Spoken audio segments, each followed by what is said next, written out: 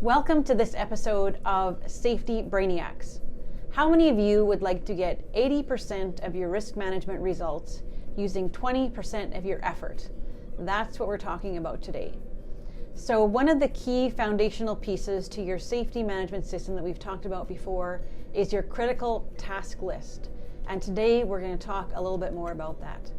If I only had 5 pieces of information that I could give to somebody in 10 minutes of time, one of the key pieces that I would give is make sure you've got a critical task list.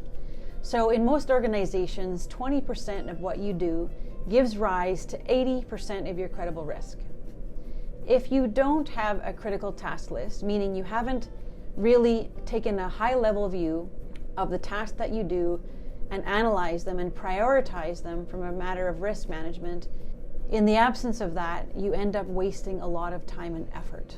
So if imagine, this is a true story, we had a client who is in high-risk business. They work at heights, like we're talking 100 feet in the air, with paramobile equipment, hoisting and rigging, energy sources, and they came in to see us with a very big binder of about 200 procedures, and some of those were office safe work procedures and things like that.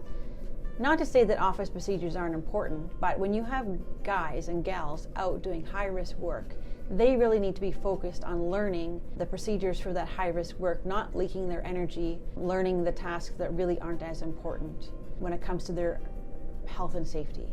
So critical task list, it helps you consolidate your time and energy and focus your risk management to get the maximum return on your efforts invested.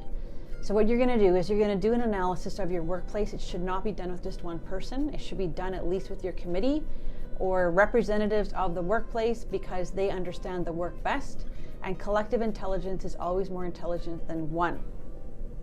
For those of you that I'm offending, sorry about that, but it's scientific fact. Collective intelligence is smarter than just one person. So you want to have a few eyes on your workplace. And then you're going to get into it, and you're going to have a hearty discussion about which ones you're going to prioritize. And you would use a risk ranking matrix, and risk equals probability times severity. So you're going to look at what is the probability of the event actually occurring. So you're going to ask questions like, what is the probability of this job actually causing harm? So for example, if you're working 40 feet in the air and you fall, there's a good probability that's going to be a serious incident. You're going to look at the number of people that are exposed to the hazard, how often they're exposed to that hazard, what are the experience of the workers actually doing that work, how well your current hazard and monitoring controls are actually working, and what's the current management systems like already. So when you're considering probability, those are some of the considerations. And then you're also going to look at severity. So if it really does happen, like what is the seriousness of the potential harm? And what near misses have we had in the past that could be more serious in the future? You'll also look at how many people could be hurt. If something goes wrong and maybe one person's injured versus maybe 10 or 20 people injured, that's going to factor into your severity ranking. You might look at how quickly the danger could arise. So for example, carbon monoxide poisoning, how quickly could that danger arise and you not have the ability to react?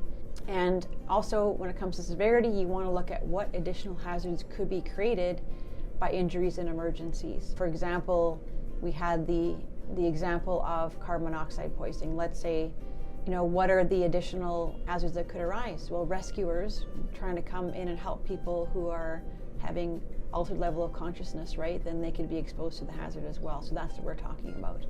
And you might also want to consider how often you're doing the job frequency. There's different ways to do your risk ranking model. In general, we use something called the Deadly 7 when it comes to the critical task list, the Deadly 7. And when you look statistically in a lot of Canadian workplaces, it tends to be true. These 7 tasks are often the ones that are most at cause for serious incidents. They include, in no particular order, working at heights, confined space entry, excavations, energy sources, electrical, hydraulic, pneumatic, mechanical, potential energy, thermal, all the types of energy, also hoisting and rigging, power mobile equipment, and moving parts of equipment, aka guarding. So those, if you have any of those, make sure they make your critical task list.